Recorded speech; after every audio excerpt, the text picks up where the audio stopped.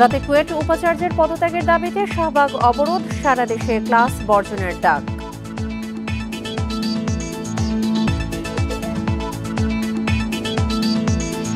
Bundle থাকলে প্রতি সেনমানিতে টাকা বাঁচবে। বিকাশ সেনমানি বান্ডেল কিনে জিতুন প্রতি লেনদেনে। বিতর্কিত সরকারি কর্মকর্তাকে পাঠানো হচ্ছে অবসরে, অব্যাহতি সহ হচ্ছে বিভাগীয় মামলাও।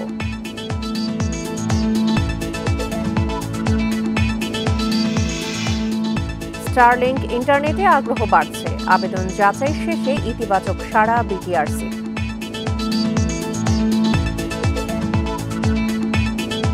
স্বাগত ইন্ডিপেন্ডেন্ট সংবাদের সঙ্গে আছি সঞ্চারী মতিউত্তমা। শুনছিলেন শিরোনাম, চলে যাচ্ছে পুরো খবরে। সারা দেশের সব শিক্ষা প্রতিষ্ঠানে ক্লাস বর্জনের আহ্বান জানিয়েছে কুয়েট শিক্ষার্থীদের সঙ্গে সংহতি জানানো সাধারণ ছাত্রছাত্রীরা। গতরাতে কুয়েট বাঁচাতে শাহবাগ ব্লকের কর্মসূচি থেকে এই আহ্বান জানানো হয়। খুলনা প্রযুক্তি বিশ্ববিদ্যালয়ের আন্দোলনরত শিক্ষার্থীদের সঙ্গে মিল রেখে প্রতীকী অনশনের ডাকও দিয়েছে তারা। এছাড়া বেলা ৩টায় ঢাকা বিশ্ববিদ্যালয়ের রাজু ভাস্কর্যের সামনে হবে বিক্ষোভ মিছিল। এর আগে মঙ্গলবার রাত 10টার দিকে টিএসসি থেকে মিছিল নিয়ে শাহবাগ মোড়ে অবস্থান নেন তারা, দেন কুয়েট উপাচার্যের পদত্যাগ দাবিতে স্লোগান। এই কর্মসূচিতে যোগ দেয় ঢাকা বিশ্ববিদ্যালয়ে বুয়েট ও ঢাকা কলেজের শিক্ষার্থীরা। 18 ফেব্রুয়ারি শিক্ষার্থীদের ওপর হামলার পর কুয়েটে তৈরি হয়েছে অচলাবস্থা। উপাচার্যের পদত্যাগ চেয়ে অনশনে রয়েছেন বিক্ষুব্ধরা।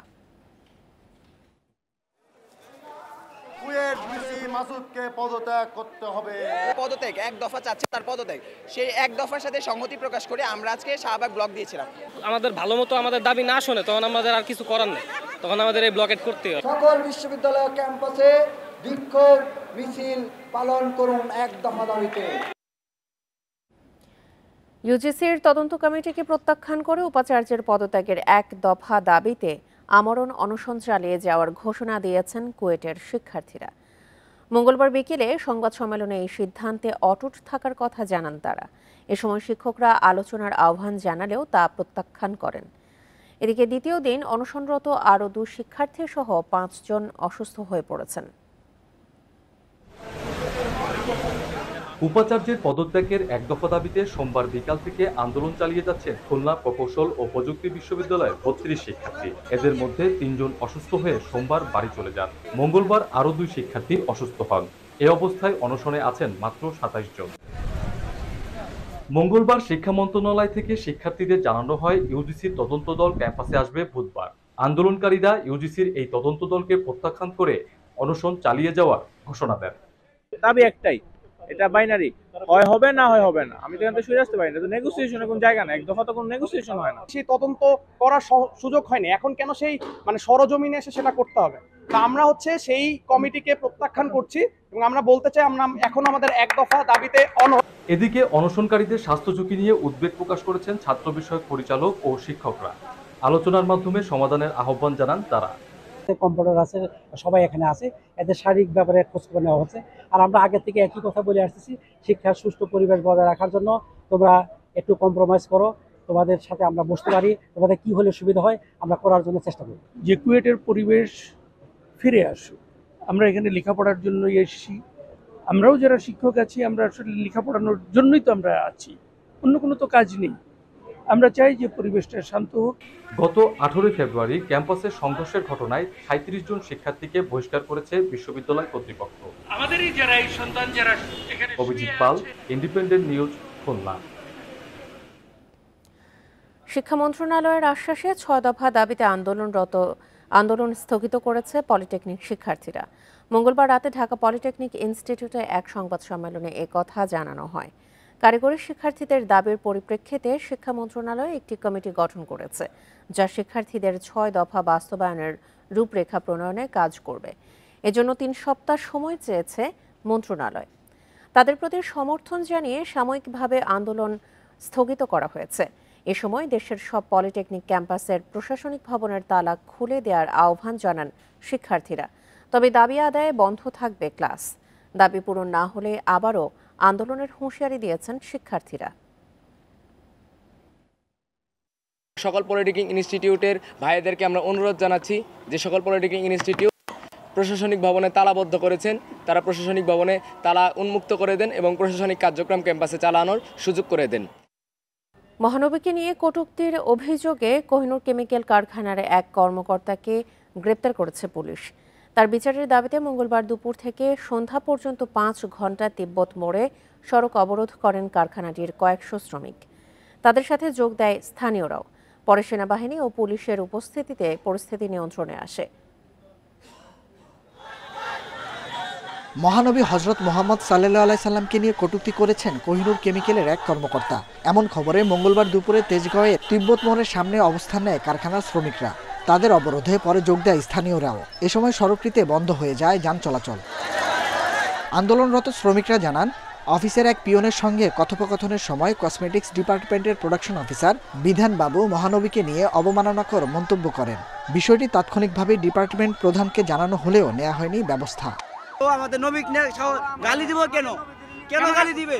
দরকার হলে রক্ত আমরা দিব, তারপর নবীর ইজ্জতের হেফাজত করেই ছাড়বে। সময় উপযোগী একটা শাস্তি চাই, যেটা তার কঠোর শাস্তি হয়। বিকেলে ঘটনাস্থলে আসেন পুলিশ ও সেনাবাহিনীর সদস্যরা। পরিস্থিতি সামাল দিতে বারবার ব্যর্থ হন তারা। পরে সন্ধ্যায় সরিয়ে দেওয়া হয় বিক্ষোভকারীদের। বের করে আনা হয় অভিযুক্তকে। পুলিশ বলছে, ধর্ম অবমাননার অভিযোগে অভিযুক্তের বিরুদ্ধে নেওয়া হবে আইনানুগ ব্যবস্থা। ধর্ম অবমাননার জন্য পেনাল কোডে একদম পার্টিকুলার ওই সেকশনে আছে। এই সেকশনে আমরা তার বিরুদ্ধে যে আইনানুগ ব্যবস্থা এবং সর্বোচ্চ শাস্তি যেন হয় সেটা আমরা নিশ্চিত করব ইনশাল্লাহ। সবাইকে শান্ত থাকার জন্য আমি অনুরোধ জানাবো। আমরা সকলেই এই বিষয়ে সেনসিটিভ, কিন্তু আইন আমরা কেউ হাতে তুলে নেব না। 5 ঘন্টা সড়ক অবরোধ শেষে সন্ধ্যায় স্বাভাবিক হয় যান চলাচল। Nahid Kamal, independent News, Dhaka. পুলিশের সাবেক মহাপরিদর্শক বেনজির আহমেদের বিরুদ্ধে রেড অ্যালার্ট জারি করেছে আন্তর্জাতিক পুলিশ সংস্থা ইন্টারপোল। মঙ্গলবার বিকেলে পুলিশ সদর দপ্তর থেকে এই তথ্য জানানো হয়েছে। জুলাই গণ অভ্যুত্থানে ক্ষমতাচ্যুত প্রধানমন্ত্রী শেখ হাসিনা সহ 12 জনের বিরুদ্ধে রেড অ্যালার্ট জারির জন্য ইন্টারপোলের কাছে আবেদন করা হয়। ইন্টারপোলের কাছে আলাদা 3টি ধাপে আবেদন করে বাংলাদেশ পুলিশের national central bureau NCB. Police জানিয়েছে, শেখ হাসিনা সহ যে 12 জনের বিরুদ্ধে রেড অ্যালার্ট জারির আবেদন করা হয়েছে তাদের মধ্যে বেনজিরের বিরুদ্ধে করা আবেদনে আর্থিক অপরাধের অভিযোগ তুলে ধরা হয়েছে। অন্যদের বিরুদ্ধে করা আবেদনে মানবতাবিরোধী অপরাধে জড়িত থাকার তথ্য উপাত্ত যুক্ত করা হয়েছে। এদিকে ইন্টারপোলের ওয়েবসাইটে বেনজির আহমেদের ছবি ও তথ্য মোস্ট ওয়ান্টেড তালিকায় এখনও দেখা যায়নি।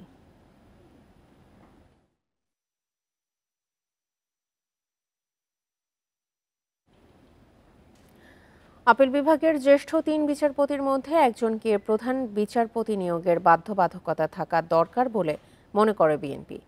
মঙ্গলবার ঐকমত্য কমিশনের সঙ্গে 3য় দফার বৈঠকে এই বিধান রাখার পক্ষে মত দিয়েছে দলটি। এছাড়া সংবিধানের 8ম, 9ম, 10ম, দ্বাদশ ও পঞ্চদশ সংশোধনী পূর্বের অবস্থায় ফেরানোর পক্ষেও মত বিএনপির।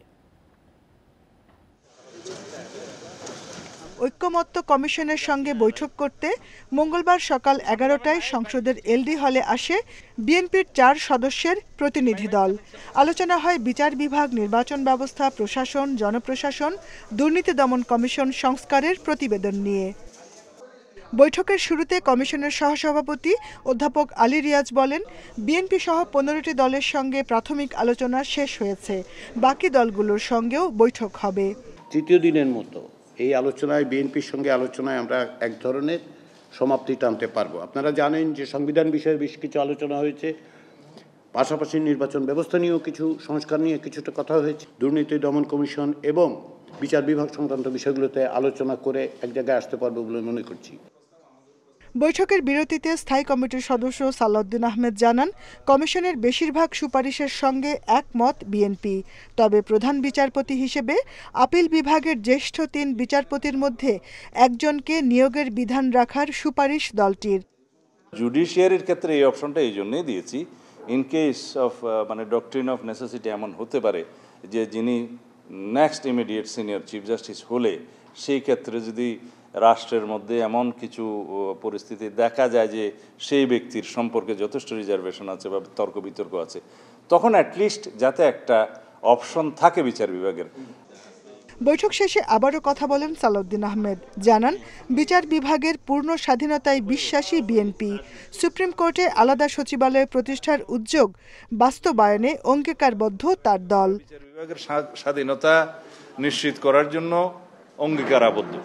Jahanara Parvin, Independent News, Dhaka. আরও কিছু বিতর্কিত সরকারি কর্মকর্তাকে বাধ্যতামূলক অবসরে পাঠানো হচ্ছে। বিতর্কিত 3টি জাতীয় নির্বাচনে অতি উৎসাহী ভূমিকা রাখা সহ নানা অনিয়মে জড়িত শতাধিক কর্মকর্তার বিরুদ্ধে ব্যবস্থা নিচ্ছে সরকার। ধাপে ধাপে তাদের বিষয়ে তদন্ত শেষে দ্রুতই শাস্তিমূলক ব্যবস্থা নিচ্ছে জনপ্রশাসন মন্ত্রণালয়। ছাত্র জনতার গণঅভ্যুত্থানের মুখে গত 5 আগস্ট পতন হয় স্বৈরাচার হাসিনা সরকারের। বিগত 16 বছরের স্বৈর শাসনের অন্যতম সহযোগী প্রশাসনের অনেক কর্মকর্তাই মাঠ থেকে সর্বোচ্চ পর্যায়ে নানা বিতর্কিত কর্মকাণ্ডে জড়িত ছিল। এদের প্রত্যক্ষ সহযোগিতায় অনুষ্ঠিত হয় 2014 সালের একচেটিয়া, 2018 সালের রাতের ভোট আর 24-এর ডামি নির্বাচন। সরকার এরই মধ্যে বিতর্কিত নির্বাচনের দায়িত্বে থাকা ডিসিদের 22 জনকে বাধ্যতামূলক অবসরে পাঠিয়েছে, ওএসডি করেছে আরও 43 জনকে। নির্বাচনে বিতর্কিত ভূমিকা থাকা বাকি শতাধিক কর্মকর্তার তদন্ত চলছে। যাদের অতি উৎসাহী ভূমিকা পাওয়া যাবে তাদেরকে বাধ্যতামূলক অবসরে পাঠানো হবে। সেই সঙ্গে হবে বিভাগীয় মামলা। অনিয়মের অভিযোগ আসা অনেক কর্মকর্তার বিরুদ্ধে চলবে দুদকের তদন্ত। গোয়েন্দা সংস্থার কাছে তাদের পুরো তালিকা পাঠিয়ে দিয়েছি। এই রিপোর্টটা আসার পরে কার কতটুকু আনুপাতিক হারে ওভার অ্যাক্ট ছিল সেটা বিবেচনা করে ব্যবস্থা নেওয়া হবে। বিশেষজ্ঞরা বলছেন, বিতর্কিত কর্মকাণ্ডে জড়িতদের শুধু বাধ্যতামূলক অবসর বা ওএসডি করলেই হবে না, বিচারের আওতায়ও আনতে হবে। চাকরিচ্যুতি তার আসা যায় না, তার দরকারটা হলো পানিশমেন্ট। যে নিজস্ব আইনি প্রক্রিয়া ভায়োলেট করে যারা যারা নির্বাচনকে প্রভাবিত করেছে তাদের যদি যথেষ্ট প্রমাণ পাওয়া যায়, সেই প্রমাণ সাপেক্ষে তাদের বিচার হওয়া দরকার। সংশ্লিষ্টরা বলছেন, অপরাধীদের শাস্তি নিশ্চিত করতে হবে, কিন্তু নির্দোষ কোনো কর্মকর্তা যেন শাস্তি না পায় সেদিকে খেয়াল রাখতে হবে।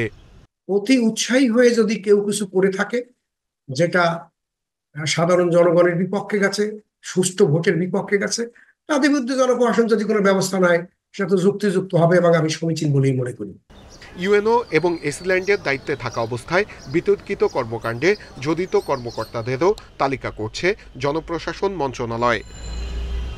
বিশেষজ্ঞরা বলছেন, দেশের স্থিতিশীলতার জন্য সবার আগে প্রশাসনে পুরোপুরি শৃঙ্খলা ফেরাতে হবে।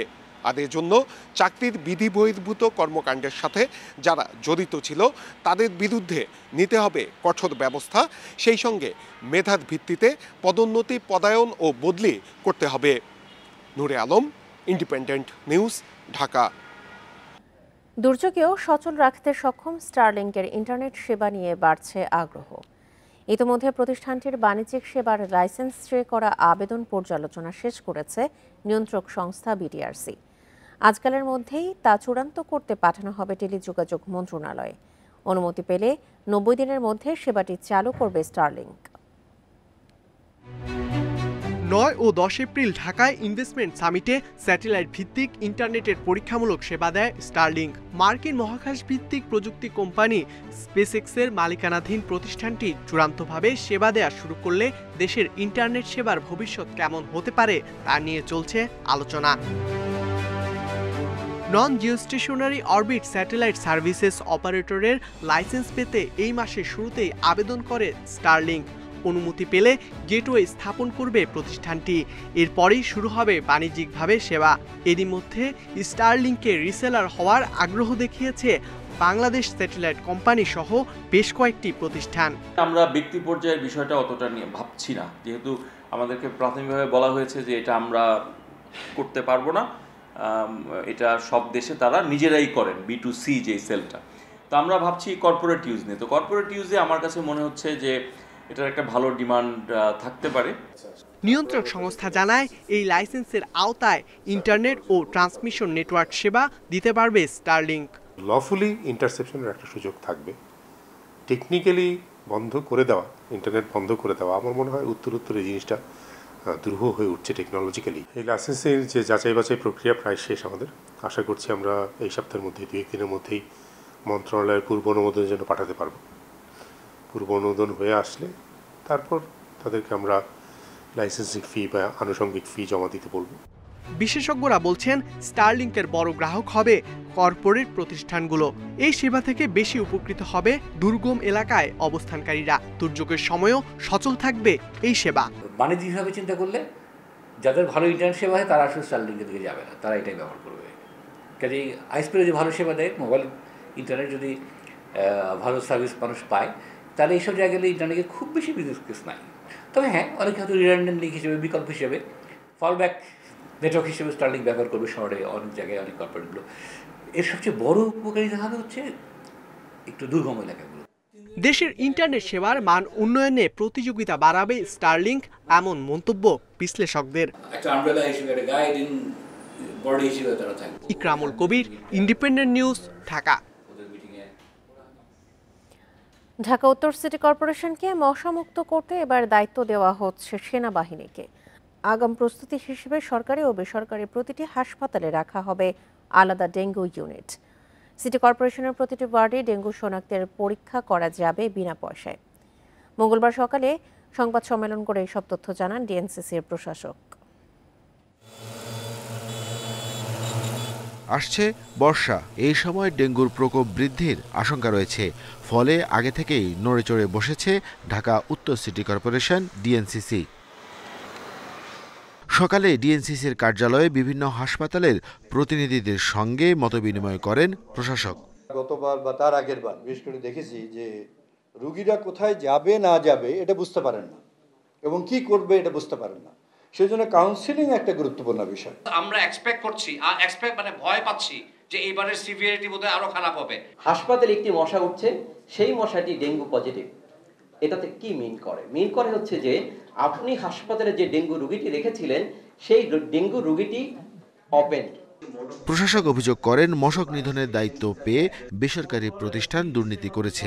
রয়েছে সিটি কর্পোরেশনের অব্যবস্থাপনা, কীটনাশক সংগ্রহে দুর্নীতির অভিযোগও। মশা মারতে আমরা কামান দাগাচ্ছি, সেই কামান ঠিকমতো দাগানো হচ্ছে কিনা সেই জন্য আবার লোক নিয়োগ করছি, সেই লোক ঠিকমতো কাজ করছে কিনা সেজন্য এখন আবার আর্মি নিয়োগ করছি। আমরা কতজনকে কন্ট্রোল করব? যেই থার্ড পার্টি দিয়ে আমরা মশা ওষুধগুলো ছিটাতাম, আমরা সিদ্ধান্ত নিয়েছি তাদেরকে দিয়ে আর এই কাজটি করাবো না। আমরা এবার আর্মিদেরকে দিয়ে, বিএমটিএফকে দিয়ে আমরা এই কাজটি করাবো। এসব প্রতিরোধে এবার মশার ঔষধ ছিটানো থেকে শুরু করে মশক নিধন কার্যক্রম দেখভালের দায়িত্ব দেওয়া হয়েছে বাংলাদেশ সেনাবাহিনীকে। প্রতিটি হসপিটালে একটা ডেডিকেটেড ডেঙ্গু ইউনিট আমরা করাতে চাই। তো সেই ক্ষেত্রে আপনারা প্রস্তুত কিনা আপনারা আমাদেরকে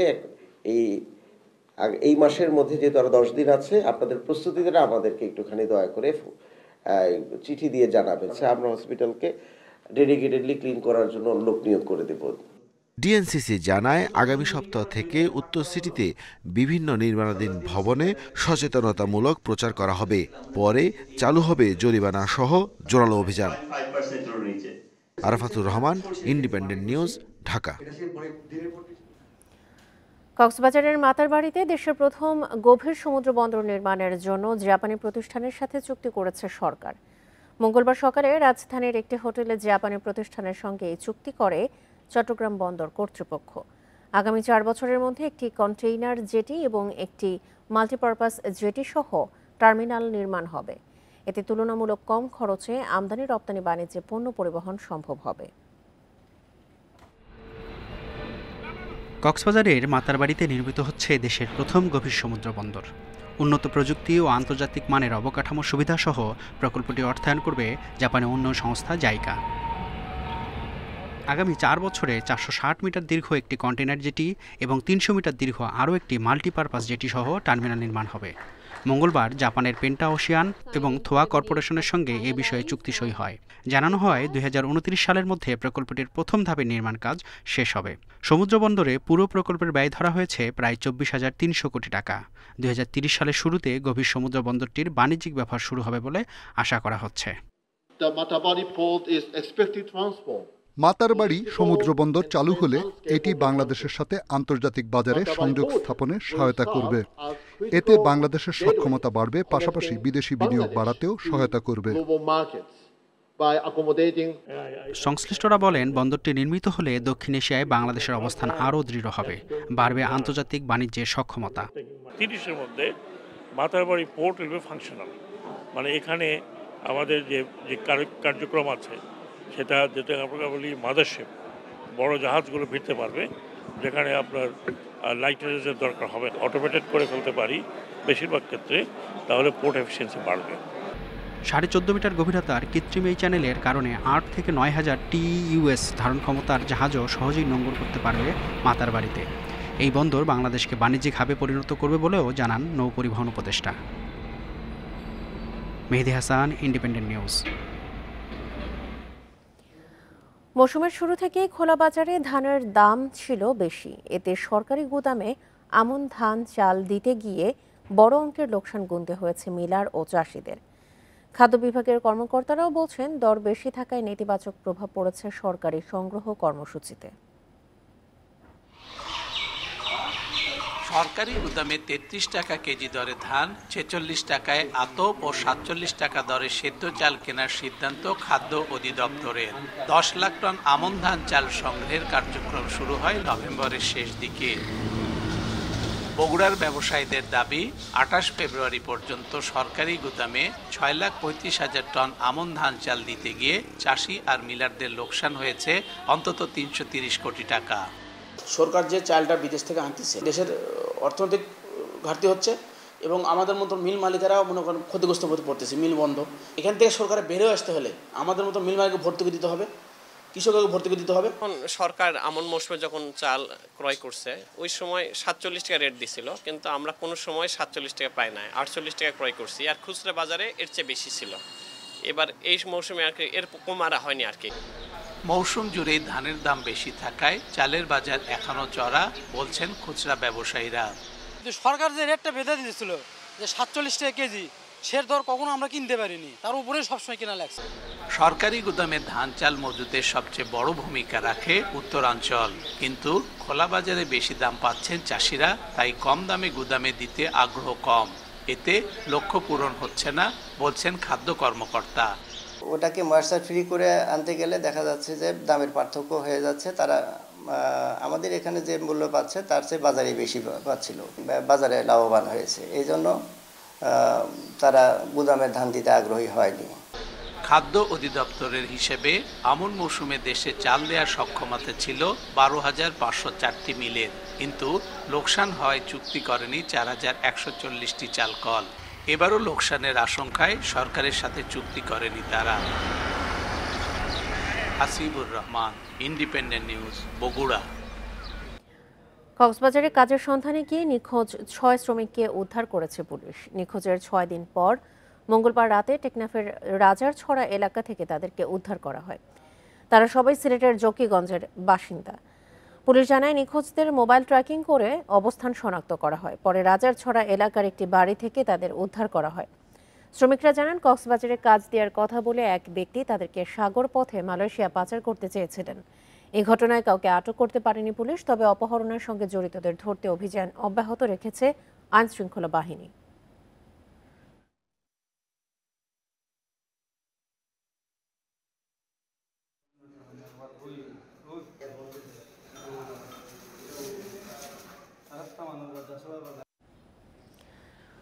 দুর্ঘটনা এড়াতে চট্টগ্রামে ব্যাটারি চালিত অটোরিকশা বন্ধে অভিযান শুরু করেছে চট্টগ্রাম মেট্রোপলিটন পুলিশ। গেল 3 দিনে 800 অটোরিকশা আটক করা হয়েছে বলে দাবি পুলিশের। এমন অভিযানে খুশি সাধারণ মানুষ, তবে হঠাৎ শুরু হওয়া এমন ধরপাকড়ে ক্ষোভ জানিয়েছে ব্যাটারি চালিত রিকশা চালকরা। চট্টগ্রামের মনসুরাবাদে পুলিশের ডাম্পিং স্টেশন এটি। বিশাল মাঠে রাখা হয়েছে আটক করা ব্যাটারি চালিত রিকশা। মঙ্গলবার পর্যন্ত 3 দিনে নগরের প্রধান সড়কে অভিযান চালিয়ে প্রায় 800 রিকশা আটক করে পুলিশ। তারা জানায়, মূল সড়কে দুর্ঘটনার বড় কারণ এই ব্যাটারি চালিত বাহন। তাদের দৌরাত্ম্য কমাতেই অভিযান। যে স্ট্রাকচারটা সেটা এই কারণে অ্যাক্সিডেন্টটা আসলে বেশি হয়, সেটা ওয়েল ডিজাইন না। তো এই কারণেই হচ্ছে আপনার আমরা এটা যেহেতু অবৈধ, এই কারণে আমরা ওদেরকে মূল রোডগুলোতে আসতে দেই না। তো আমাদের ড্রাইভ আসলে চলমানই ছিল, তো যেহেতু অ্যাক্সিডেন্ট হয়েছে এটা আরও জোরদার করা হয়েছে। পুলিশের এমন তৎপরতায় খুশি নগরবাসী। তারা বলছেন, এসব রিকশার বেশিরভাগ চালক কম বয়সী এবং অদক্ষ। এতে ঝুঁকি বেড়েছে দুর্ঘটনার। ব্যাটারি চালিত রিক্সাগুলো কী হয়, গাড়ির পাকে পাকে ঢুকাই দেয়, গাড়ির কোনো সিগন্যাল মানে না, তারপরে ডাইরেক্ট একদম সোজা ঢুকাই দেয়। ওরা ছোট ছোট বাচ্চা দিয়ে প্লাস এই 8 বছর 9 বছরের বাচ্চাগুলো দিয়ে ওরা যে গাড়িগুলো চালাচ্ছে, ওরা শুধু একটু পিকআপ আর ব্রেকটা ধরতে পারলে হবে, ওরা গাড়ি দিয়ে দিচ্ছে। তবে এসব অভিযানের ফল টেকসই হবে না বলে মনে করেন নগর পরিকল্পনাবিদরা। দীর্ঘমেয়াদী সুফল পেতে ব্যাটারি ও যন্ত্রাংশ আমদানির লাগাম টানার তাগিদ তাদের। উচ্চ মূল্যে স্টপ করতে হবে, আমদানি বন্ধ, তার যন্ত্রপাতি পাওয়ার টাকা আনঅ্যাভেলেবল করে দেওয়া। এইভাবে ক্রমে একবার যদি ঢুকে গেছে একটু সময় নিয়ে এই মানুষগুলিকে পুনর্বাসিত করার ব্যবস্থা করতে হবে। চট্টগ্রামে ব্যাটারি চালিত রিকশার সংখ্যা নিয়ে কোনো হিসাব নেই। Ahsan Riton, Independent News, Chattogram. নির্মাণের 1 বছর পরও চালু হয়নি বরিশালের 200 শয্যার শিশু হাসপাতাল। জনবল নিয়োগ না হওয়া ও বিদ্যুতের সাবস্টেশন নির্মাণ না হওয়ায় এই অবস্থা। এসব কারণে বরিশাল মেডিকেল কর্তৃপক্ষের কাছে ভবন হস্তান্তর করতে পারছেন না ঠিকাদার। বরাদ্দ পেলে শিগগিরই বাকি কাজ শেষ করার আশায় গণপূর্ত বিভাগ। বরিশালের আমানতগঞ্জ এলাকায় নতুন 200 শয্যার শিশু হাসপাতাল। গত বছরের মার্চে ভবন নির্মাণ শেষ হলেও এখনও চালু হয়নি হাসপাতালটি। হাসপাতালটি চালু হলে পরিচালনার দায়িত্বে থাকবে শেরেবাংলা মেডিকেল কলেজ। তারা বলছে হাসপাতাল চালাতে প্রয়োজন 350 জন কর্মকর্তা কর্মচারী, অথচ একজনও নিয়োগ দেওয়া হয়নি। এছাড়া নির্মাণ হয়নি বিদ্যুতের আলাদা সাব স্টেশনও। এটার জন্য কোনো জনবল আমাদের নাই, তো ঠিক লাগে এগুলো একটা প্রসেসে হয়তো গভর্নমেন্ট দিবে। বাট তারপরে আমি যখন পিডব্লিউর সাথে যোগাযোগ করলাম, তো ওদের এখানে সাব স্টেশনটা এখনও বসানো হয় নাই। তো সাব স্টেশন না বসলে তো আমি কিছুই করতে পারবো না। হাসপাতাল চালু না হয় বরিশাল মেডিকেলের শিশু ওয়ার্ডকে বাড়তি চাপ নিতে হচ্ছে। আমাদের এখানে হসপিটালে বর্তমানে সবচেয়ে বেশি গ্যাদারিংয়ের জায়গাটি হচ্ছে শিশু বিভাগ, যেখানে আনুমানিক আপনার জরুরি বিভাগেই প্রায় গড়ে 600 থেকে 650 প্রতিদিন বাচ্চা ট্রিটমেন্ট নিচ্ছে। ঠিকাদার বলছে ভবনের কাজ শেষ হলেও কর্তৃপক্ষ তা বুঝে নিচ্ছে না। অবহেলায় পড়ে থাকায় চালুর আগেই চুরি হচ্ছে অনেক মালামাল। সিকিউরিটি অভাব থাকার কারণে মালগুলো অনেক সময় বিভিন্ন সময় চুরি হওয়ার সম্ভাবনা থাকে। তো আমরা কাজটা যত তড়িঘড়ি চেষ্টা করেছি যে কাজ করে গণপূর্ত অধিদপ্তরের আমরা এটা হ্যান্ড ওভার করবো, তারা এখন আমাদের কাছ থেকে নিচ্ছে না। গণপূর্ত বিভাগ বলছে বরাদ্দের অভাবে বাকি কাজ করা যাচ্ছে না। বিষয়টি মন্ত্রণালয়ে জানানো হয়েছে বলে জানান কর্মকর্তারা। স্বাস্থ্য বিষয়ক ব্যাপার নিয়ে যারা ডিল করে থাকেন মন্ত্রণালয়ের সাথে, তাদেরকেও আমরা জানিয়েছি যে দ্রুততার সহিত আমাদেরকে যদি এই বরাদ্দের ব্যবস্থা করে দেওয়া হয় এবং আমরা যদি সাবস্টেশন এবং জেনারেটরের ব্যবস্থা করতে পারি, তাহলে আমাদের সকল কাজ সম্পন্ন হয় এবং হাসপাতাল ব্যবহারের জন্য উপযোগী করা যায়। 2017 সালে হাসপাতাল ভবন নির্মাণ শুরু হয়ে 2019 সালে শেষ হওয়ার কথা ছিল, তবে নানা জটিলতায় কয়েক বছর দেরি হয়। Independent news. অল্প জায়গায় কম খরচে পেঁয়াজ সংরক্ষণের জন্য ফরিদপুরে দিন দিন জনপ্রিয় হচ্ছে এয়ারফ্লো মেশিন। 100 থেকে 300 বর্গফুট জায়গায় এই যন্ত্র বসিয়ে সংরক্ষণ করা যাচ্ছে কয়েকশো মন পেঁয়াজ। তাই কৃষিযন্ত্র হিসেবে একে বেছে নিচ্ছেন চাষিরা। পেঁয়াজের পচন ঠেকাতে এবং ঘাটতি মোকাবেলায় সরকারিভাবে এবছর 17টি জেলায় 4000 মেশিন দেওয়া হবে। দেশে পেঁয়াজ উৎপাদনে দ্বিতীয় শীর্ষ জেলা ফরিদপুর। 9টি উপজেলার অধিকাংশ মাঠ জুড়ে আবাদ হয় পেঁয়াজ। এর মধ্যে সালথা ও নগরকান্দার প্রত্যেক চাষি কম বেশি 200 থেকে 1000 মন পেঁয়াজ উৎপাদন করেন। সাধারণত সারা বছর ঘরের মাচায় সংরক্ষণ করা হয় পেঁয়াজ, কিন্তু প্রচণ্ড গরম আর খারাপ আবহাওয়ায় সহজেই নষ্ট হয়ে যায় কষ্টের ফসল। গেল 3 বছর ধরে জেলায় এয়ারফ্লো বা ব্লোয়ার মেশিন ব্যবহারে স্বস্তি মিলেছে কৃষকের। 100 থেকে 300 বর্গফুট জায়গায় এই যন্ত্র বসিয়ে সংরক্ষণ করা যাচ্ছে কয়েকশো মন। পাকা মেঝে থেকে সামান্য উঁচুতে বাঁশের মাচা বসিয়ে রাখা হয় পেঁয়াজ, মাঝখানে বসানো হয় যন্ত্রটি। 6 ইঞ্চি উঁচু আর কি, একটা ইট দিয়া পরে একটা বাঁশ দিয়ে এরপরে মাছল বিছিয়ে মানে মাঝখানে মেশিনে বসায় পরে কি ডালছি শুধু। আমি উপকার পাইছি এবং আমি অনেক লোকজন আমাদের কাছ থেকে যারা বীজ নেয় পেঁয়াজ করে তাদেরকেও আমি পরামর্শ দিচ্ছি এই ব্লোয়ার ফ্যানে রাখার জন্য। পেঁয়াজ তো মনে করে যে পয়সা দেওয়ার কারণে আমরা রাখতে পারি না, আর এভাবে যদি থাকে আমাদের পেঁয়াজ ইনশাল্লাহ ফলমানও বেশি হবে আর পেঁয়াজ আমরা সাপ্লাই দিতে পারবো বেশি। চাষিদের মধ্যে চাহিদা বাড়ায় এয়ারফ্লো মেশিনের উৎপাদনে ঝুঁকছে স্থানীয় কৃষিযন্ত্র তৈরির কারখানাগুলো। সরকারিভাবেও মেশিন সরবরাহের উদ্যোগ নেওয়া হচ্ছে। এই বছরে মানে যে টার্গেট ছিল টার্গেটের তুলনায় 4 গুণ বেশি চাহিদা।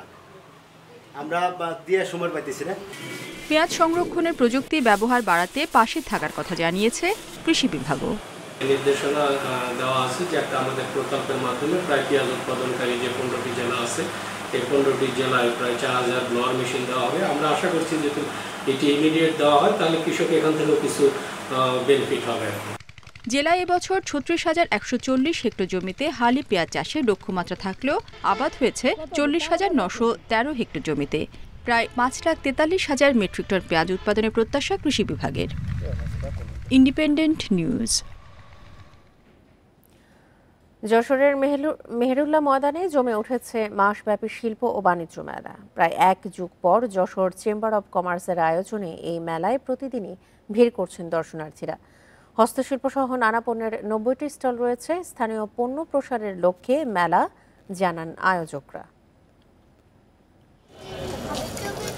মামলা জটিলতায় প্রায় 1 যুগ যশোর চেম্বার অফ কমার্সের কমিটি না থাকায় এতদিন বাণিজ্য মেলা আয়োজন করত জেলা প্রশাসন। গণঅভ্যুত্থানের পর নির্বাচিত কমিটি দায়িত্ব নেয়। তাদের আয়োজনে শুরু হয়েছে বাণিজ্য মেলা। ঈদ আর পহেলা বৈশাখের পরপরই হওয়ায় শুরুতেই বিক্রি কম থাকলেও সপ্তাহ পেরোতেই জমে উঠেছে মেলা। প্রচার আরও বাড়লে দর্শনার্থীদের আনাগোনা আরও বাড়বে বলে আশা বিক্রেতাদের। ঈদের পরে তো এমনি বেচাকেনা একটু কম হয়, এই কারণে কম হয়, তো আশা করি সামনে একটু ভালো হবে এই আশাই করি। গ্রাম ছাড়া অনেকে জানে না, গ্রাম ছাড়া যদি প্রচারটা দেয় তাহলে আপনার এই জিনিসগুলো জানলো, আর গ্রাম ছাড়া মহিলারা কেনাকাটা একটু বেশি করে, বাচ্চা কাচ্চারা। এদিকে মেলা ঘিরে মেহেরুল্লাহ ময়দান রূপ নিয়েছে স্থানীয়দের মিলন মেলায়। প্রতিদিনই আসছেন নানা শ্রেণী পেশার মানুষ। হস্তশিল্প, গৃহসজ্জা সামগ্রীর পাশাপাশি পোশাক, ইলেকট্রনিক্স সহ নানা পণ্যের রয়েছে সমাহার। মেলার পরিবেশটা আসলে ভালো আছে সব দিক থেকে, আর যেহেতু শুরুর দিকে এখনো পুরোপুরি চালু হয় নাই, সেক্ষেত্রে প্রথমটা দেখে ভালোই মনে হচ্ছে। আরো কয়েকদিন যাইলে হয়তো আর একটু পরিষ্কার পরিচ্ছন্ন বা আরো গোছালোটা আসবে, আর একটু তার মেলার রূপটা আরো মেলার রূপে আসবে। স্থানীয়ভাবে উৎপাদিত পণ্যগুলোতে সবার কাছে তুলে ধরাই লক্ষ্য বলছেন আয়োজকরা। উদ্বোধনের পরে আমরা চেষ্টা করছি এই সপ্তাহের মধ্যে মেলার পূর্ণাঙ্গ রূপ যাতে ফিরে পাই সেই ব্যবস্থা আমরা করছি, এবং আমরা অন্যান্য যে সমস্ত উৎপাদিত পণ্য আছে সেই সমস্ত উৎপাদিত পণ্যের মালিক যারা আছে তাদেরকে আহ্বান জানাচ্ছে। মেলায় এবার মোট স্টল রয়েছে 90টি।